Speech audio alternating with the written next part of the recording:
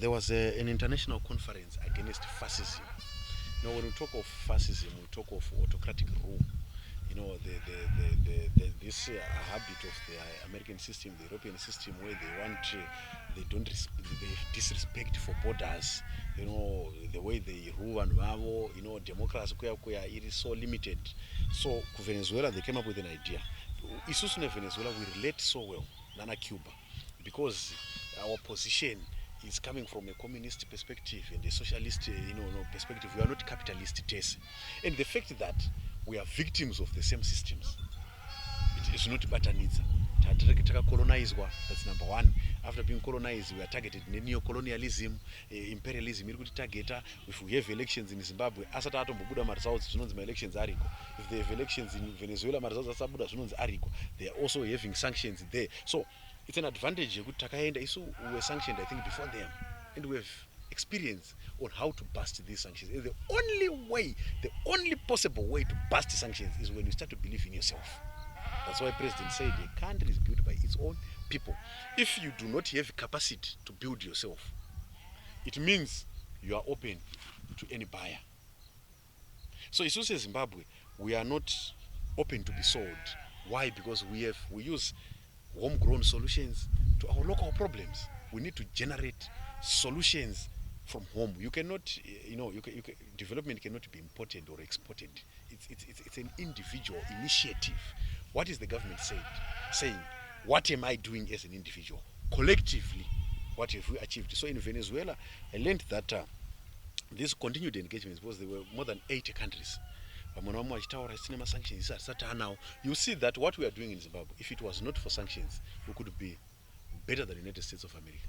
Could be the best in Africa. But as it stands right now, we are better, because you know why?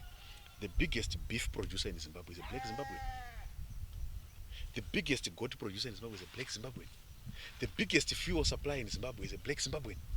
The biggest gold producing mine in Zimbabwe is owned by a Zimbabwean. The biggest gold buyer in Zimbabwe is a Zimbabwean. The biggest football team in Zimbabwe is Zimbabwean. The biggest bank is owned by a Zimbabwean. So we have managed to localize our economy. That's why imperialism will never collapse us. They subscribe to the ideologies of the leadership of President Emerson Dambudzo Mnangagwa. They love the president, they respect the president, and they know that we exchange iron sharpen iron. We are learning a lot from them. They are also learning a lot from us. So when we go there, we're exchanging, and one day you will see people from Venezuela coming to Zimbabwe, the beginning of exchange programs. So when we made presentations, when we interacted, they said they learned a lot. I also shared the biography of the president, Life of Sacrifice, to the vice president of the ruling part of Venezuela and Minister of Interior and Justice, Comrade Diosdado Cabello. I gave him the book of the president. He was so much happy, because it is called Life of Sacrifice. And they've also sacrificed to be where they are, because when you decide to take head on the global hegemon, the American system, the imperial system, you need to sacrifice your life. They've learned a lot. I also shared it with the son of President Maduro, Nicolas Maduro Jr., the Vice Minister for Finance. I gave him the book, and he said, I know President. He said, I know Comrade Emerson. He's a fighter.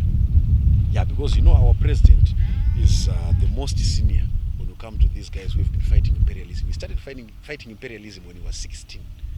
Right now he's 82. So you calculate how many years is he dedicated to fight neo-colonialism and imperialism. So he's the most senior in the world. His class of, the late Robert Mugabe, Nyerere, his age mates, the likes of Fidel Castro, Hugo Chavez, Vakaenda. So he's one of the leading fighters to this day.